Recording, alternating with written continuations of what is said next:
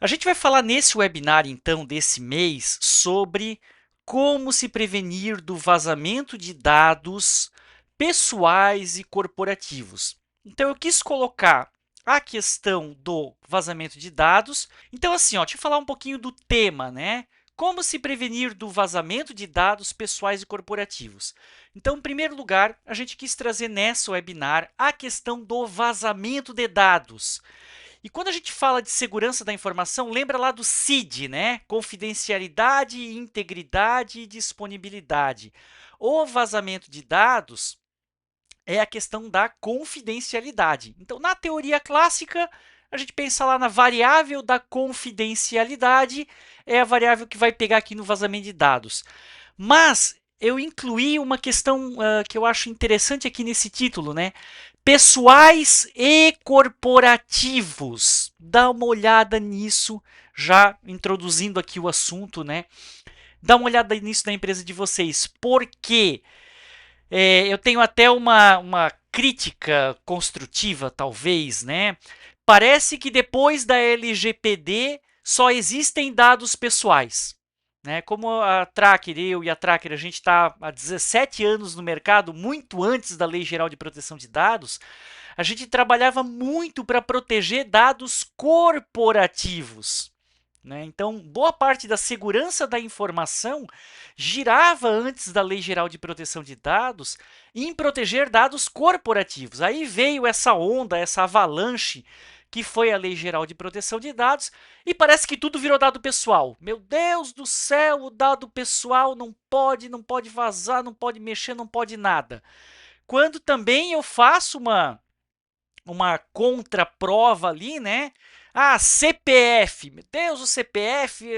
CPF não é sigiloso, não é nem sequer confidencial, né? Talvez de 90% das pessoas a gente encontra o CPF aberto na internet. Então é complicado dizer vazou o meu CPF da empresa X. Claro, se vazar uma lista inteira de CPFs, bonitinha, construidinha, com informações complementares de que ele é cliente da empresa tal, ou deve não sei aonde, ou tem saldo na conta corrente tal, daí vai ficando relevante. Mas um CPF de uma pessoa isolado como dado pessoal é quase uma informação pública, né? Porque tu acha CPF de rodo aí na internet, quem está envolvido com qualquer processo judicial que não é segredo de justiça já tem o CPF publicado por força da lei. Quem participou de concurso público tem CPF publicado por força da lei. Então CPF não é uma coisa tão sigilosa assim. Informações complementares atreladas ao CPF, aí sim é muito relevante, né? Então a primeira questão que eu trago aqui no vazamento de dados é essa dualidade entre dados pessoais e corporativos, né? Pessoal, ficou evidente agora por força da Lei Geral de Proteção de Dados, mas aí eu quero puxar para que talvez um lado que nem todo mundo está olhando, o lado dos dados corporativos, que são sigilosos, são relevantes para as empresas, mas não estão debaixo da Lei Geral de Proteção de Dados. E aí talvez pareça que se vazar o planejamento estratégico da empresa não tem problema, porque não está na LGPD, né? Se vazar um diferencial de industrial, né? Que a gente tem muito assim, segredos industriais. Se vazar um segredo industrial, um código-fonte, né? Empresa de tecnologia, um script, um código-fonte, alguma inteligência da empresa, parece que não é mais relevante porque não está debaixo da Lei Geral de Proteção de Dados, eu não vou ganhar multa. Então, eu vou trazer esse outro lado. Dados corporativos em relação a vazamento de dados, né? Dados corporativos são muitas vezes mais relevantes para a empresa do que dados pessoais. O dado pessoal acaba sendo por causa da LGPD. Claro, a gente quer proteger os dados do cidadão, todo mundo quer fazer um bom trabalho e ter segurança. Mas, para as empresas, às vezes o dado corporativo causa maior impacto.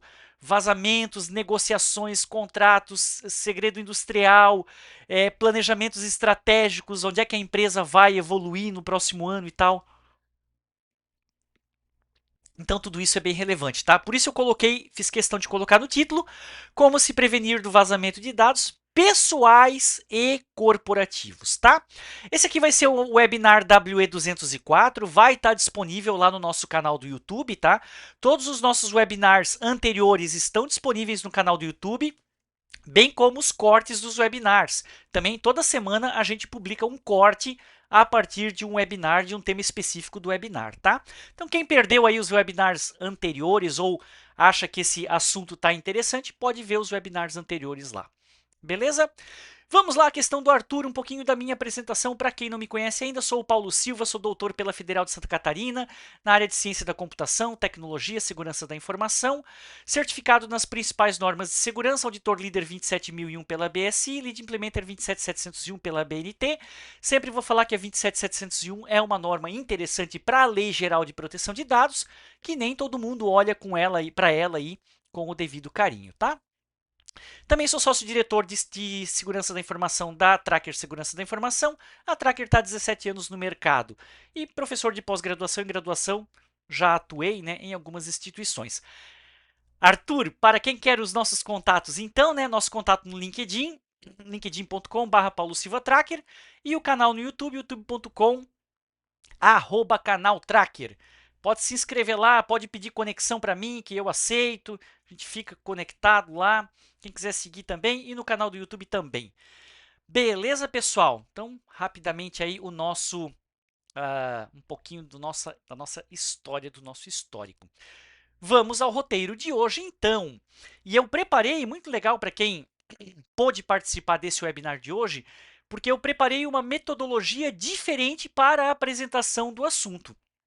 O nosso assunto é como se prevenir do vazamento de dados. Dois tipos de vazamentos: pessoais, da Lei Geral de Proteção de Dados, e corporativos, dados que são relevantes para a empresa, causam prejuízo, causam impacto, mas não estão debaixo da Lei Geral de Proteção de Dados.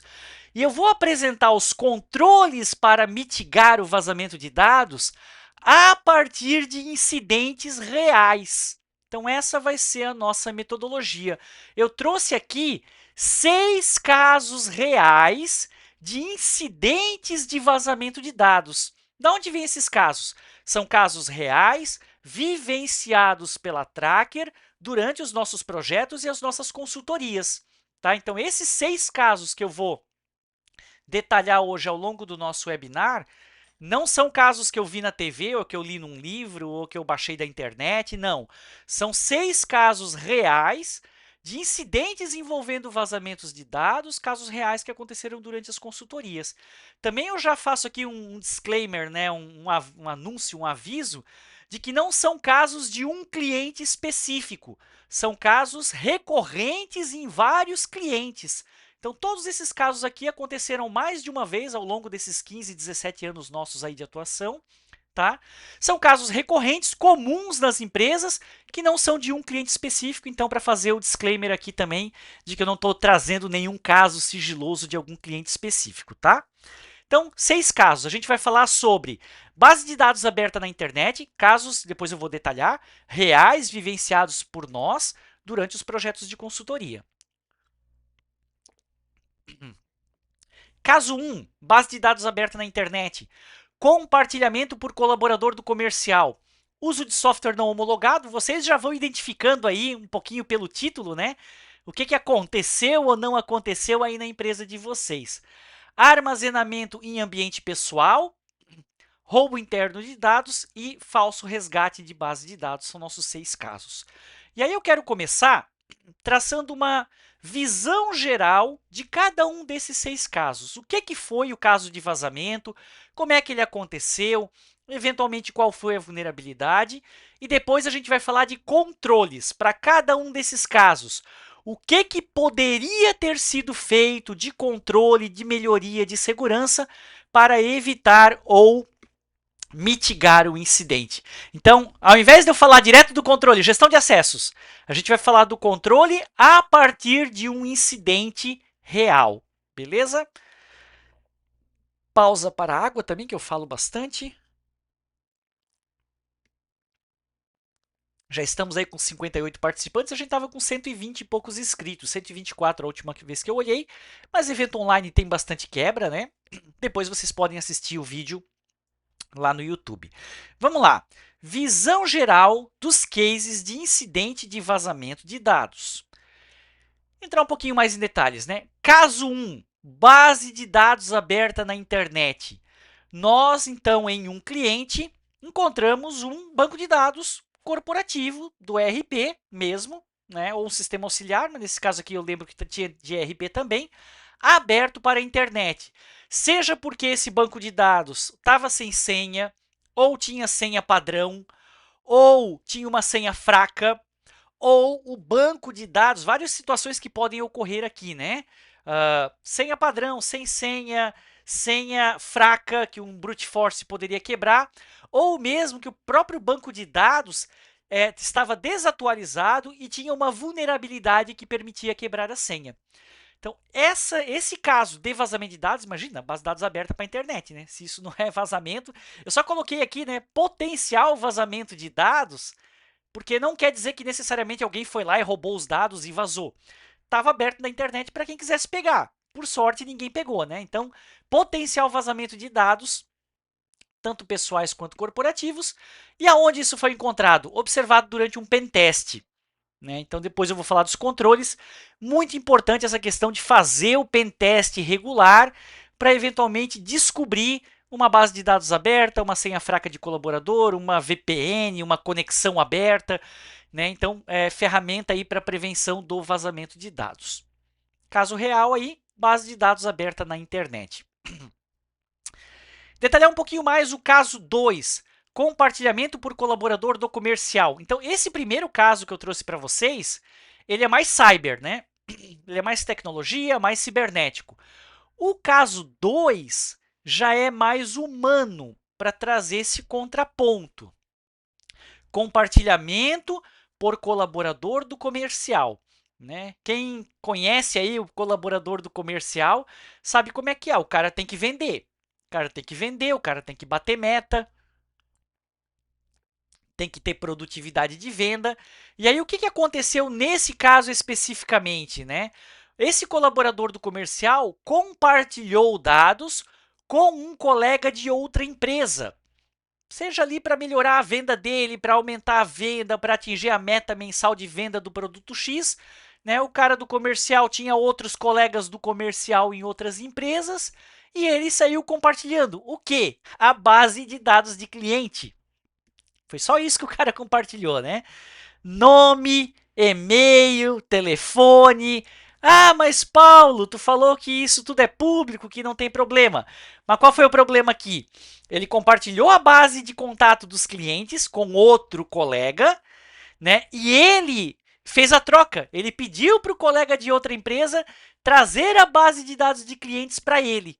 Né? Então, mas seu Joãozinho, pega a minha base de cliente aqui, me dá a tua base de cliente e vamos vender.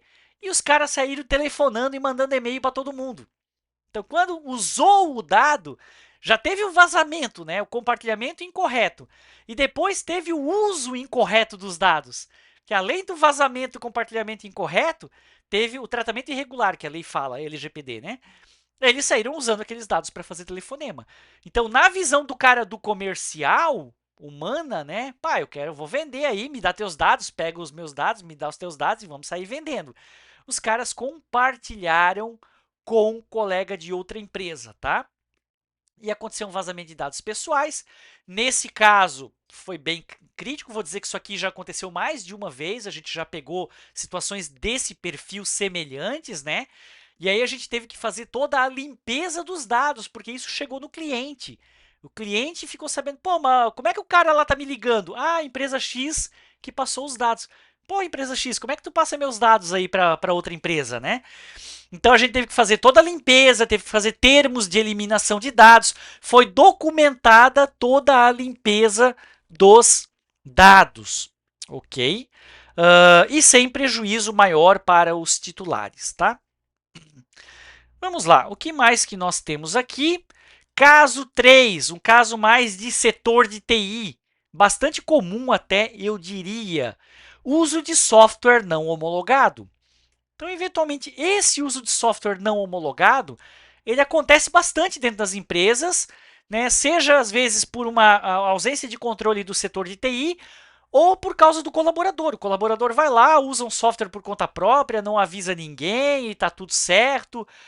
Faz uso de softwares online no navegador que não requerem a instalação, nem liberação de acesso, nem nada, mas hoje a gente sabe, né, tem sistemas online aí que não precisa de admin, não precisa de instalação, não precisa de nada, e é um verdadeiro baita sistema ali, faz tudo, né? Então, muito complicada essa questão do uso de software não homologado.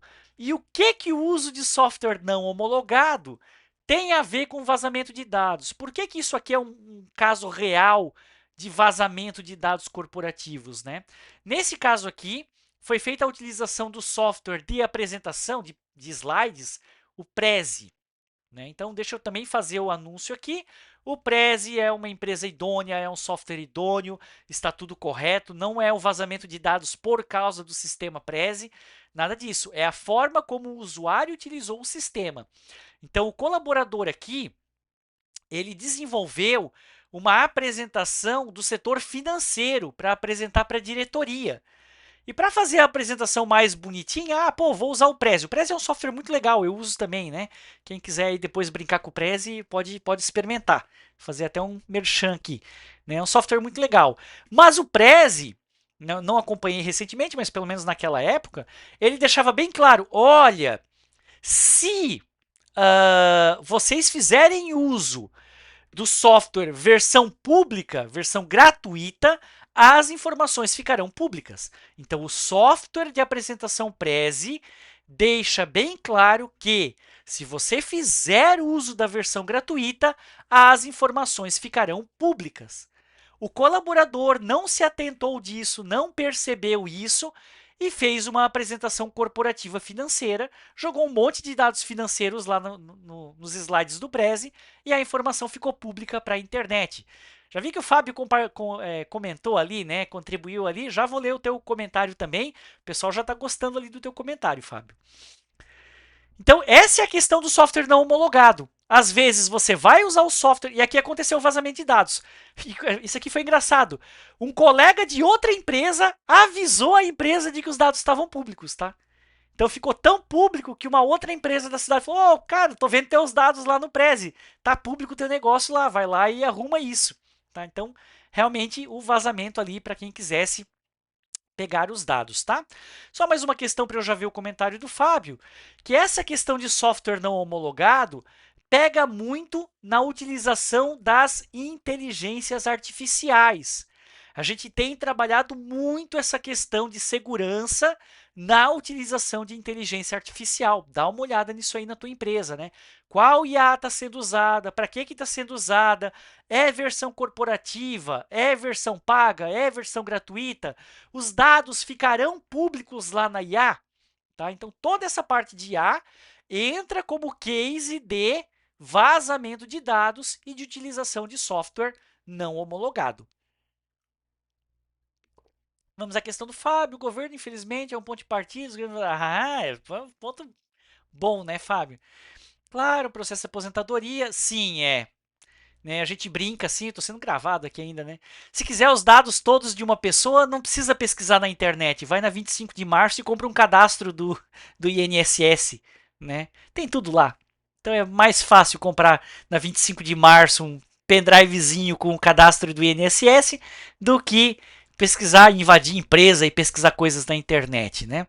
Mas é bem isso daí que o Fábio colocou ali, né? Exatamente. Questões de vazamento aí também pelo poder público que está submetido à lei, mas aí os trâmites são mais longos, né? Muito bem, caso 4. Software não homologado, bem importante. Caso 4. Armazenamento em ambiente pessoal.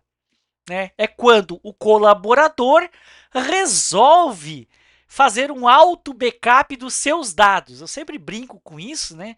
Que é o colaborador fazendo backup por conta própria dos seus dados. O primeiro erro nessa frase é que os dados não pertencem ao colaborador. Então pega lá o gerente de marketing, o gestor lá, o coordenador de marketing resolve fazer um backup por conta própria, armazenar seus dados num Dropbox, por exemplo. Então, os dados não pertencem ao colaborador e os dados, depois da LGPD, não pertencem à empresa. Eles pertencem ao seu titular, né? E nesse caso aqui, Caso real de armazenamento, a gente já pegou, né? Uso de armazenamento pessoal, o colaborador da empresa resolveu, né? ah, instalar um Dropbox, abrir um Dropboxzinho, uma conta pessoal, totalmente, tem a ver com o de cima, né? Software não homologado acaba sendo, né? Ele abriu um Dropbox e resolveu jogar as informações todas da empresa lá dentro. É vazamento de dados. Saíram os dados do ambiente da empresa perante a Lei Geral de Proteção de Dados, saíram os dados do ambiente da empresa, já é vazamento de dados, porque a empresa não tem mais o controle sobre esses dados, para onde eles vão, não tem monitoramento, não tem controle de acesso, não tem gestão, não tem mais nada sobre os dados, tá? Então, pegamos um caso de Dropbox, esse aqui tem para mais de 10 casos desse tipo, né? Antigamente acontecia com HD externo. Pegava muito caso de colaborador que comprava um HD externo, pessoal próprio, levava para a empresa, espetava na máquina e copiava todos os dados. Quando ele era questionado, eu estou salvando os dados aqui meus da empresa. Mas a empresa não quer que você salve os dados desta maneira, né? Tem o backup real, formal, oficial da empresa. Ok? Então tem a versão Dropbox, tem a versão HD externo e tem a versão Google Drive, OneDrive, principalmente Google Drive. Dá uma olhada nisso na sua empresa também, do colaborador ir lá e querer salvar os dados por conta própria. Isso automaticamente já é vazamento de dados, tanto pessoais e corporativos, e a mesma situação acontece no e-mail. Então a gente pode considerar que o e-mail também é um armazenamento em ambiente pessoal quando o colaborador envia o e-mail para a sua conta pessoal de e-mail. Tá? Então, sempre que a gente tem. Isso também tem para mais de 10 casos aí que a gente observa de colaborador. Vou terminar o trabalho no fim de semana, pega os dados da empresa, pega o relatório da empresa e manda pro e-mail pessoal, faz o trabalho no fim de semana, traz o relatório prontinho na segunda-feira. Então, sempre que um colaborador mover um dado corporativo pessoal, mover um dado que está sobre a gestão da empresa, mover para seu ambiente pessoal, é um vazamento de dados. Tá? Seja no exemplo aqui, moveu para um Dropbox pessoal, moveu para um e-mail pessoal, e aí eu vou entrar na polêmica maior de todas, que nem era o foco aqui hoje, né? Moveu para o celular pessoal. É vazamento de dados. Tá? Saiu do domínio da empresa, houve um compartilhamento indevido com uma pessoa física e é vazamento de dados, tá? Tô vendo ali que o chat está pegando fogo. Temos aqui vários comentários em cima da questão do Fábio. Né? Tem que trazer o Fábio aí para debater. Alguns no ano, eu estou calculando aqui, né? Alguns no ano a gente faz um debate aí no webinar. Trazer o Fábio aí para debater no webinar, né? O Fábio colocou ali, então, outro desafio relevante é o dos dispositivos pessoais das organizações. Pois é, né? Se é uma política clara, etc, etc. O BioD, né? Isso pode aumentar os riscos, tal. BioD está colocado ali. Para mim, assim, talvez eu vou falar, Fábio, uma coisa meio exagerada, meio forçada demais, né? Para mim, assim, não existe uso de dispositivo pessoal dentro da empresa, né? O uso para trabalho é dispositivo corporativo, tá? Muito complicado. Eu sei que o BioD, não sei se a pronúncia é exatamente essa, eu lembrava de BioD, né? BioD. Sei que isso foi uma moda. Anos atrás era uma moda, isso vai decolar, é maravilhoso. Não, para mim isso não é nem uma estratégia mais assim a ser considerada, tá? A própria lei trabalhista fala que as ferramentas de trabalho devem ser fornecidas pelo contratante, né? O que tu pode dizer é ter um MEI, ter um terceiro e classificar aquele celular dele como corporativo dele. Tá? Tem meios de se fazer isso e regularizar, tá? O celular pessoal, ele não pode ser auditado. Mas põe lá na política que audita. Beleza, já fiz isso várias vezes. Tu vai auditar o celular pessoal do cara, é invasão de privacidade. Então não adianta botar numa política que o celular pessoal do cara pode ser auditado do colaborador. É invasão de privacidade, tá? Então é muito oneroso para a empresa trabalhar com o dispositivo pessoal. Vai por mim, é mais barato comprar um notebook pro cara, comprar um celular pro cara, com todas as regulações e regulamentações que a gente tem hoje, é muito risco para a empresa trabalhar com celular pessoal, tá? Ivandes Rocha. Colocou ali comentários também, né? O Teams, Bitrix. Aí eu vou ler alguns no final, tá, pessoal? Depois eu vou lendo o comentário de vocês aí. Vou avançar um pouquinho com o assunto, que a gente já está quase nas 11h30. Falei aqui do caso 4, vamos para... Mas não vou deixar passar nenhum comentário não, tá? Pode deixar que depois eu... Ivaildes. Agora eu consigo ver direito o nome. Ivaildes. Se a pronúncia está correta. Vamos terminar os dois casos aqui, a gente segue um pouquinho em frente e depois eu volto e leio todos os comentários também. Muito legal a participação do pessoal, é isso aí mesmo, o negócio é participar. Caso 5, roubo interno de dados. Esse foi um caso muito interessante, não é um caso tão comum, mas já aconteceu mais de uma vez também, mas é um caso muito interessante, em que o colaborador obteve dados não autorizados para vender ao concorrente. E esse caso eu acompanhei bem, né? Foi bastante evidente ali, a outra empresa entrou em contato com a empresa lesada, né? Teu colaborador está aqui querendo vender teus dados. Então foi um caso bem tradicional de espionagem industrial. O colaborador obteve acesso a dados não autorizados, roubou esses dados, levou para fora da empresa, bateu na porta do concorrente e falou: tenho dados aqui do teu concorrente para vender. A empresa concorrente, como empresa idônea que foi, não fez a compra dos dados, mas armou um flagrante. Tá? Então eu acompanhei o caso, foi isso mesmo que aconteceu, chamaram a polícia, boletim de ocorrência, jurídico, polícia, e vamos pegar o cara no flagrante ali vendendo dados corporativos, tá? Então foi isso que aconteceu. Mas o legal para a gente dar segurança em relação a esse caso foi como é que o colaborador obteve dados não autorizados. Ele pediu a senha de outro colaborador. Então, esse que era o malicioso, que era o que queria roubar os dados, ele não tinha acesso aos dados a serem roubados. Mas ele, conversando com um colega de trabalho, querendo ajudar, querendo ser legal, ele falou: pô, Joãozinho aí, ó, me empresta a tua senha, eu te ajudo, eu preciso acessar coisa tal. Então, foi um roubo de dados interno, ainda por cima de um colaborador que não tinha acesso aos dados, e ele obteve através de um compartilhamento indevido de senhas. Ok? Beleza, bastante comentários aí. Marcelo comentando também, Tiffany também. Caso 6, pessoal, é falso resgate de base de dados. Esse caso aqui eu coloquei, ele é um caso meio interessante, meio invertido. É um caso em que não aconteceu o vazamento de dados, né? Por isso que eu coloquei o falso resgate de base de dados. Ele é um caso em que ele parece um vazamento de dados, mas o vazamento de dados não aconteceu. E esse tipo de golpe, digamos assim, que seria um golpe mais recente do crime digital, dos criminosos digitais, um golpe mais recente, mais moderno aí dos criminosos digitais, envolve a cobrança de resgate por falsa base de dados.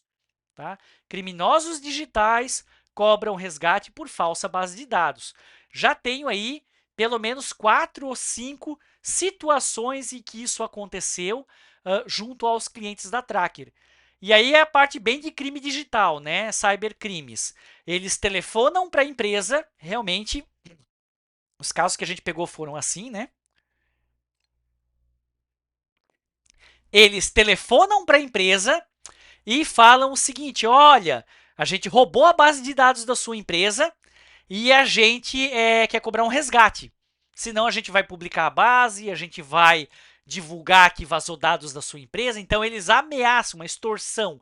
Eles ameaçam a sua empresa de que houve o roubo de dados, mas o roubo não aconteceu. Tá? Então, tu tem até amanhã, tu tem 2 dias para pagar o resgate em Bitcoin, aquela coisa bem crime digital, né? Tu tem que pagar o resgate em Bitcoin. E aí tu começa a pedir, nos casos que a gente acompanhou, tu pede uma demonstração. Tu fala, mas então me manda. E aí que a gente percebeu o que está acontecendo. Eles mandam a base toda furada. Então, é dados de teus clientes? É dados da tua empresa? Ou melhor, são dados, né? São dados da sua empresa? São, né? Dados reais da sua empresa. E aí a base toda furada. Só que os dados não foram vazados da sua empresa. os bandidos digitais montam uma base de dados com o que eles conseguem pegar na internet. Então, eu quero atacar a Tracker.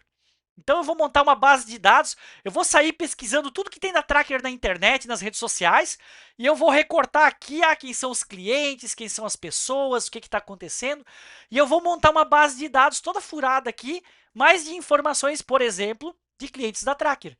Daí eu vou ligar para a Tracker e dizer, olha, roubei a tua base de dados, me mostra. E eles mandam uma amostrinha. Só que essa amostrinha é tudo de coisa pública. Então a empresa tem que ter uma garantia, coloquei aqui, né? Obtenção de dados públicos na internet. E aí a empresa tem que ter uma garantia de que, daqui não vazou. Eu estou seguro, eu estou garantido, daqui não vazou, não vamos pagar o resgate. Esse que é o negócio. Ufa!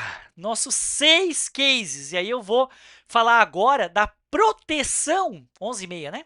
Tem meia hora, tá tranquilo. Eu vou falar agora da proteção de cada um desses casos. O que eu falei até agora foi do incidente. Qual foi a falha? Qual foi o vazamento real de dados que aconteceu? Pessoal, eu coloquei 6 casos aqui, tá? Eu podia ter colocado 20, 30. Tem inúmeras situações que a gente verifica no dia a dia de vazamento de dados pessoais e corporativos nas empresas, tá? Vou dar uma olhadinha no chat. Aqui eu sei que tem as questões do Fábio. O Bruno aqui, sou contra a pirataria, jamais roubaria um navio. Temos aqui as questões do Fábio, temos aqui a Ivanildes. Se baixo Teams ou Bitrix no meu celular por estar 24 online, é vazamento de dados? Legal a pergunta, legal. Eu tenho considerado o seguinte, Ivanildes, que está dentro do ambiente corporativo porque o software é um software de gestão corporativa, tá? Então, acabei baixando o Teams no meu celular pessoal. Então, vou dizer que é uma licença poética, né? A gente toma uma licença poética de dizer, olha, ainda aceito, por quê? Porque está envelopado dentro de um software de gestão corporativa.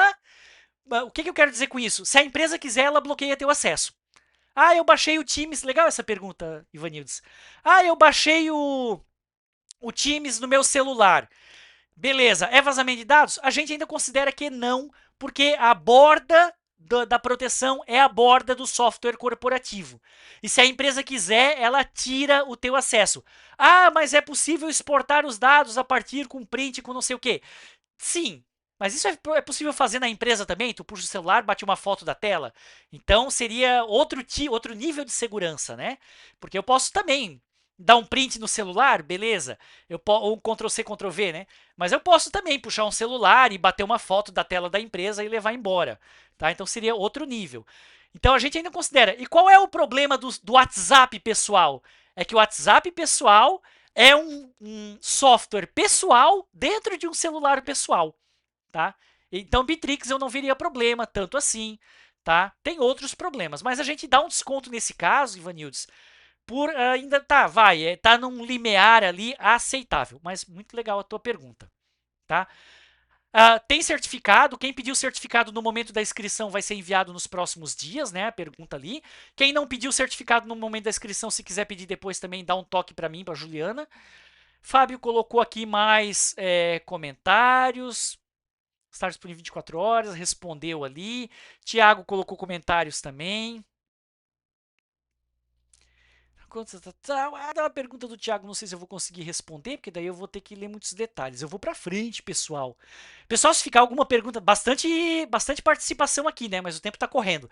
Se ficar alguma pergunta aqui depois, vamos fazer o seguinte: eu vou percorrer o chat hoje à tarde e vou respondendo pergunta a pergunta, tá? Para não deixar ninguém sem resposta.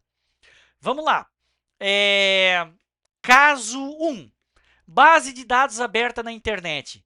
O que fazer para mitigar? Quais são os controles agora? Não vou mais falar do incidente, vou falar dos controles, tá? Base de dados aberta na internet. O que eu teria que ter feito para mitigar esse vazamento de dados? O básico, tradicional, pentest. Tá? Então aqui só para ilustrar um exemplo de um pentest. fazer o scanning, fazer o exploring e planos de ação de correção de vulnerabilidades.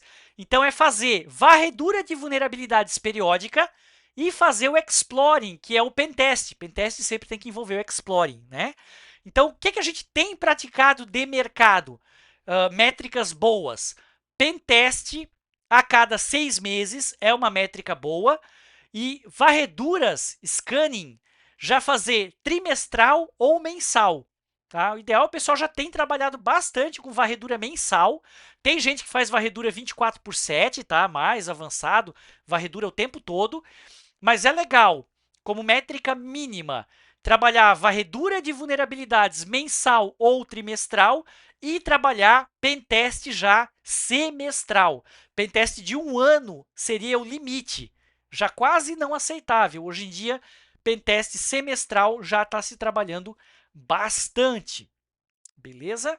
Então, isso é o básico ali para a parte cibernética e essa vulnerabilidade o ideal é varredura 24/7, muitos têm feito, né? Mas aí o mensal está cobrindo bem. A gente tem clientes em que a Tracker faz, já dentro do pacote de serviços, a Tracker faz a varredura mensal. Então, todo dia 15 a gente faz uma varredura lá básica. Tem cobrido bem, tem coberto bem, tem coberto bem a vulnerabilidade. Claro, 24/7 envolve um custo, um investimento maior, e é também um nível de segurança mais interessante. Agora, o que eu quero também deixar assim, não ficar só no scanning, né? É importante ter esse outro lado da exploração, do exploring, de ter o humano fazendo o ataque. Né? Porque essa questão do humano fazendo o ataque, ele faz coisas diferentes. A gente tem presenciado isso diariamente aqui na Tracker com os nossos pentests, né? O humano, ele faz coisas diferentes da varredura automatizada, ele elabora coisas, ele cria coisas. Então, a criação humana ainda é quase uma arte, né? A criação humana no pentest é muito importante para complemento da varredura varredura automatizada. Beleza? Outra coisa que eu coloquei aqui na parte humana, fala aqui de base de dados aberta na internet, mas eu coloquei também o phishing. O phishing a gente está trabalhando já no mesmo nível do pentest. Né? O pentest é mais cibernético, o phishing é mais humano, mas o phishing é o ataque de phishing é uma vulnerabilidade tão grande quanto uma vulnerabilidade tecnológica. Então, também trabalhar phishing mensal, phishing trimestral seria o limite ali, o phishing trimestral, né? Phishing mensal, phishing trimestral, para mitigar essa vulnerabilidade do colaborador acessando links não autorizados, maliciosos e abrindo brecha para a rede, tá? Mas o phishing já bem pacotinho cibernético básico, né? Scanning, pentest e phishing já virou commodity e mitigaria essa vulnerabilidade da base de dados aberta na internet, tanto que no nosso case aqui mitigou efetivamente, porque a base de dados aberta na internet foi pega num pentest nosso. Então a empresa deixou de ter um prejuízo real, né? Tanto mitiga que mitigou nesse caso aqui, né? Durante o pentest, pegamos a base aberta, a empresa corrigiu, né? E se não fosse o pentest, poderia ter tido um prejuízo real e evidente ali de vazamento de dados, beleza? Vamos para o case 2, o tempo está passando aí também. Então, problema cibernético, base de dados aberta na internet, vulnerabilidades e tal, pacotinho commodity, scanning, pentest e phishing. Caso 2, agora vamos para o lado humano, né? Compartilhamento por colaborador do comercial. O que a gente poderia ter feito para evitar que o cidadão do comercial vá lá e compartilhe dados com o colega da outra empresa? Primeira questão aqui, também, controles básicos bem feitos. Essa é uma coisa boa que eu não tinha preparado para falar aqui, né? Parece que a gente está vendo o seguinte, vamos fazer o básico bem feito para depois fazer controles mais avançados. A gente parte para controles mais avançados e às vezes o básico não está bem feito, né? Treinamento e conscientização, tá? Campanhas de conscientização, vazamento de dados. Essas aqui são algumas campanhas da Tracker, né? Alerta do golpe do CEO, proteção nas redes sociais, phishing através de assinatura eletrônica. Então, fazer a campanha de conscientização. Ah, Paulo, caramba, uma campanha de conscientização é um negócio batido, né? Já foi. Já estamos fazendo aqui. A gente envia um bannerzinho a cada 15 dias. O desafio é fazer a campanha de conscientização efetiva. Como fazer com que essa campanha chegue no colaborador, né? Então a gente já viu e já fez coisas do tipo botar um QR Code do lado lá da Ilha do Cafezinho, botar a campanha de conscientização no protetor de tela, né? Então, no protetor de tela, não, no papel de parede do desktop. Então, coisas básicas assim, tá? Eu estou entendendo aqui que esse compartilhamento por colaborador do comercial foi um incidente não intencional. O colaborador não quis prejudicar a empresa, ele não quis roubar dados, ele não quis vazar dados, ele tomou essa ação por um desconhecimento. Então, o que a gente tem aqui é um incidente não intencional. Por isso que uma campanha de conscientização auxiliaria. E outra coisa que a gente tem feito cada vez mais, isso sim talvez uma coisa nova para vocês levarem para a empresa, campanhas de conscientização setorizadas. Uma campanha de conscientização focada no comercial. Ah, o cara lá de vendas, o que, que ele tem que estar conscientizado de segurança? Campanha de conscientização do setor de marketing. Ah, o pessoal do marketing, o que, que eles têm que estar conscientizado de segurança? Campanha de conscientização do RH. O que, que o pessoal de gestão de pessoas tem que estar conscientizado de segurança? Então, avançar talvez seria um caminho, né? Diferentes estratégias de conscientização. Uma que eu tenho gostado muito é a TV corporativa.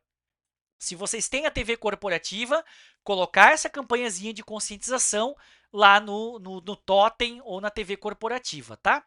E fazer a campanha de conscientização setorizada. Esse colaborador do comercial, ele cometeu um incidente sem querer, foi não intencional, e se ele tivesse conscientizado, alguém tivesse avisado, cara, tu não pode fazer isso, vai dar problema para a empresa. Talvez ele não teria feito. Agora, aquele básico de segurança, né? Pô, treinamos e conscientizamos o cara. Ele foi avisado, ele estava ciente, tinha campanha específica desse assunto.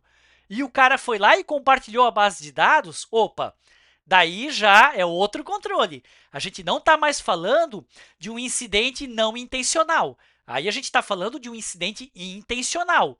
O cara quis vazar os dados da empresa intencionalmente para obter uma vantagem ali no comercial dele. Aí já é incidente intencional e o controle a ser aplicado é a medida disciplinar. Que aí a empresa vai ter que avaliar lá qual é a medida disciplinar mais adequada a ser aplicada.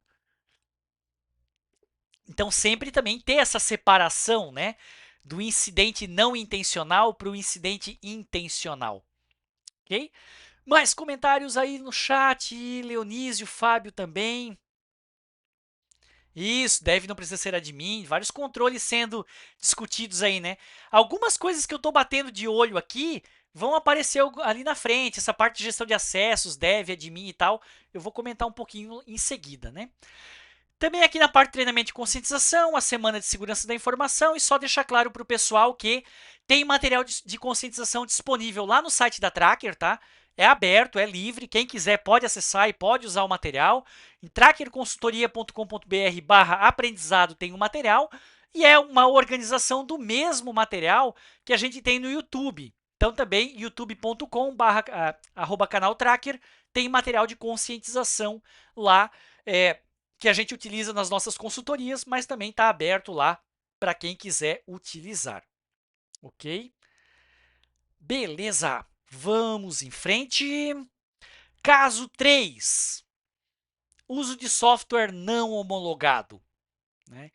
Também o colaborador sai usando um software não seguro, não adequado, não homologado dentro da empresa. E o que a gente pode fazer para evitar essa situação ou mitigar essa situação? Bom, eu podia chegar aqui, quando eu estava montando o material, né? É simples. É só falar da lista de softwares homologados. né? Então, o básico, se eu estou falando de o problema foi o uso do software não homologado, é fácil de resolver, né? Lista de softwares homologados. Vai lá, mete uma lista de softwares homologados e tá tudo certo. Só que eu quero ir além. Não é somente a lista de softwares homologados que vai resolver esse problema, e para o nosso público aqui, que é um público avançado, eu também quero ir além da simples construção da lista de softwares homologados. Eu quero ir além no seguinte sentido: implementação dos controles da ISO 20000. A ISO 20000 é o ITIL, né? Salvo aí alguma modificação, algum detalhe, mas a grosso modo a gente pode dizer que a ISO 20000 é o ITIL, e aí a gente está falando de gestão de TI, né? E tem controles muito interessantes para a segurança da informação nessa questão de gestão de software homologado lá dentro da ISO 20000. Um primeiro controle que a gente tem implementado bastante, a gente não trabalha direto com a ISO 20000, mas a gente tem implementado como controles de segurança da informação, a gente tem implementado alguns controles da ISO 20000, por exemplo, um que relativamente bastante a gente tem implementado é a gestão de configuração.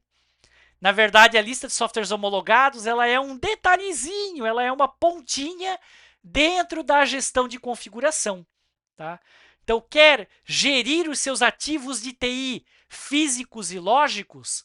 A teoria mais clássica que a gente tem, mais geral aceita, é a gestão de configuração com a construção de uma BDGC, uma base de dados de gerenciamento de configuração. Ok? Agora eu tenho que ler a pergunta do Bruno aí, porque ela veio em negrito. Qual é a diferença entre usar o GPT gratuito, o GPT pago, o GPT corporativo e o ambiente empresarial? Principalmente por causa dos dados pessoais. A gente já fez, Bruno, pesquisa, estudos, especificamente sobre o chat GPT, faz algum tempo já, tá? Então eu vou fazer a ressalva aqui que talvez eu não esteja totalmente atualizado com os últimos termos de uso deles. Mas, via de regra, se você usa a versão gratuita, eles deixam bem claro que os dados serão utilizados para treinamento da inteligência.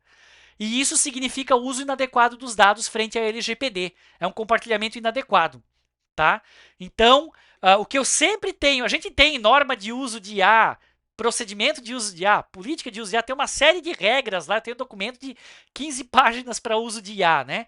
Mas assim, a regra geral, que a IA seja versão paga, não versão gratuita, tá? Para caracterizar uma contratação de serviço, um contrato, e geralmente as versões gratuitas acabam tendo aquela máxima da TI, né? Quando não tem produto, o produto é você.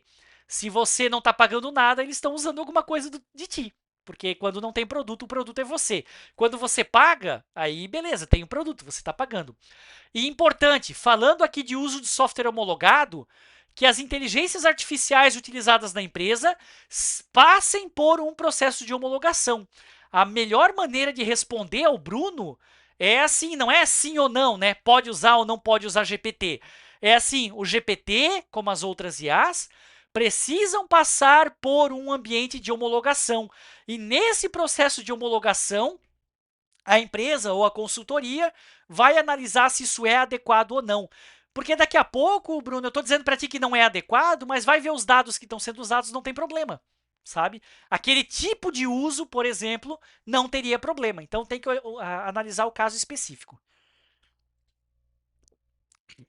Então aqui, uso de softwares homologados passa pela gestão da configuração, implementar uma gestão de configuração, construir uma BDGC, base de dados de gerenciamento de configuração. Isso aqui tem toda uma teoria, dá para fazer uma aula só sobre BDGC, né? Depois para vocês pesquisarem. E também implementar a gestão de mudanças. A gente tem implementado bastante. Mas, Paulo, o que isso tem a ver com segurança da informação? Tem a ver. A gente tem implementado bastante os procedimentos e perdão. A gente tem implementado bastante os procedimentos e processos de gestão de mudança para controle de novos itens de configuração. Vai entrar um novo equipamento, gestão de mudança. Vai entrar um novo software, não é só base de softwares homologados, implementar a gestão de mudança. Vai ter uma modificação estrutural na rede, na infra, no sistema, implementar a gestão de mudança. A gestão de mudança tem uma série de controles que vão te garantir ali uma mudança de ambiente adequada e segura, tá? Não é o objetivo aqui hoje entrar na teoria de gestão de configuração, nem na gestão de mudança. São temas bem longos, tá? E a gente pode fazer outros depois, webinars, aprofundando esses temas, beleza? Vi que o chat está pegando fogo ali. Ah, outra coisa. Nosso tempo está correndo, mas eu vou chegar lá. Ainda no uso de softwares homologados, trabalhar a política de tecnologia da informação, norma de infraestrutura e norma de sistemas. Então, pensa assim, a PSI, que é tão conhecida, né? Política de Segurança da Informação. A PSI é a política que vale para a empresa toda. Mas a gente precisa criar uma política de segurança para dentro do setor de TI. Então, a política de segurança para dentro do setor de TI é a política de tecnologia, norma de infraestrutura e norma de sistemas, pelo menos na metodologia da Tracker. O que eu quero trazer de mais geral aqui é o seguinte: existe a necessidade de se ter uma política de segurança para dentro do setor de TI, que não trate da empresa toda, mas trate de a segurança da informação dentro do setor de TI. Tá? A gente trabalha com a PTI, norma de infra e norma de sistemas. Vamos para o caso 4, armazenamento em ambiente pessoal. Mais tranquilo aqui, né? O que fazer para evitar? Monitoramento. Todos os controles anteriores também se aplicam aqui. Tá? Armazenamento em ambiente pessoal. Tem que ter treinamento de conscientização, tem que ter pentest, tem que ter isso, tem que ter aquilo, tudo que eu falei antes. Mas para trazer um controle novo, eu vou colocar... perfeito, Tiffany, eu queria mesmo falar disso, né? Monitoramento de ativos, rede, etc., avançando para o DLP e para o CIEM. Né? Então, dois controles avançados que a gente pode ter aqui monitoramento para pegar essa questão de ambiente pessoal. O DLP vai auxiliar bastante nisso. O monitoramento básico lá, Zabbix, né? Se não me engano, Zabbix. O monitoramento básico lá vai auxiliar, mas o monitoramento mais avançado no sentido da implementação de um DLP e a implementação de um CIEM vão gerenciar essa questão da transferência dos dados para ambiente pessoal. Beleza? Caso 5, roubo interno de dados. Aí vamos falar de gestão de acessos. Talvez vou até usar os meus... Estou quase acabando, tá, pessoal? Quem me conhece aí sabe que eu gosto de cumprir o horário. Eu tenho 6 minutos e pretendo terminar ao meio-dia. Então vamos lá. Caso 5. Se acontecer um roubo interno de dados por um acesso não autorizado de um compartilhamento de senhas. Eu contei lá no caso, né? Foi por causa do compartilhamento de senhas. Beleza. Então, aqui no caso 5, como controle para mitigar esse tipo de incidente, a gente pega a gestão de acessos. E aí eu quero trazer o seguinte: ainda acontece muito compartilhamento de senhas. Eu estou há 20 anos, e não é figura de linguagem, né? Não é brincadeira. A gente está há 20 anos nas empresas dizendo: não compartilhe a senha. Perdão. A gente está há 20 anos nas empresas dizendo: não compartilhe senha, não compartilhe senha. E ainda, se eu vou dar uma palestra numa empresa, se eu vou fazer uma auditoria, a gente ainda pega compartilhamento de senha. Tá? Então, é a raiz do problema. Né? Além do compartilhamento de senha, bloqueio de contas. Isso já acontece bastante no desligamento, mas bloqueio de contas já está avançando para férias e afastamento. Bloqueio de contas, desligamento é o básico. Depois, bloqueio de contas de colaborador que tira férias e aqui já está acontecendo bastante esse de férias, né? Já está comum nas empresas. O que algumas empresas ainda não estão implementando é o compartilhamento de senhas no afastamento. Médico lá, o cara pegou 10 dias de atestado, bloqueia a conta do cara, tá? Outra coisa que a gente tem visto bastante, inatividade da conta de acesso.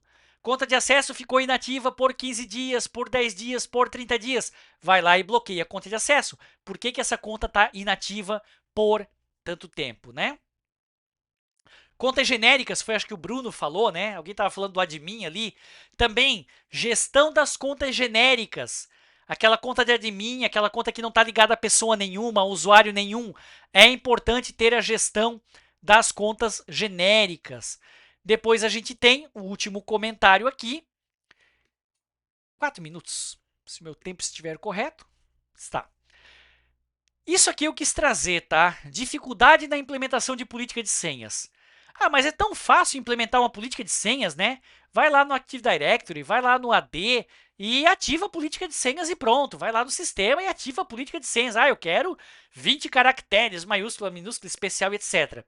A dificuldade na implementação da política de senhas não é uma dificuldade tecnológica. Ela é uma dificuldade humana. Então, a gente ainda passa nas empresas por uma dificuldade na ativação da política de senhas, não por problema tecnológico, mas por causa do ser humano. Tu vai lá e ativa a política de senhas, é um berreiro, todo mundo reclama, vai gerar 1 milhão de chamados, perdão, vai gerar 1 milhão de chamados de suporte para TI, porque todo mundo vai perder a senha. Então, tem-se que fazer um trabalho humano, né? E aí é um trabalho talvez mais aprofundado, humano, de educação, não é nem só treinamento de conscientização, né? Mas é um trabalho de educação e gestão de senhas para poder implementar uma política de senhas.